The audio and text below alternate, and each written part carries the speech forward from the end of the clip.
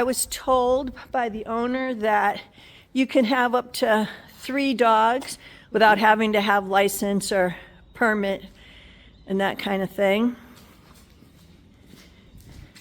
This is where all the tools are kept. Watch the step and come on in here.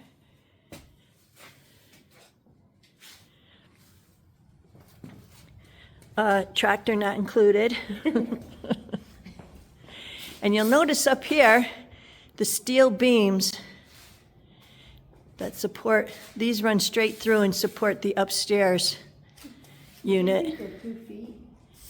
I'm not sure, but When you first come in, there's a little man cave.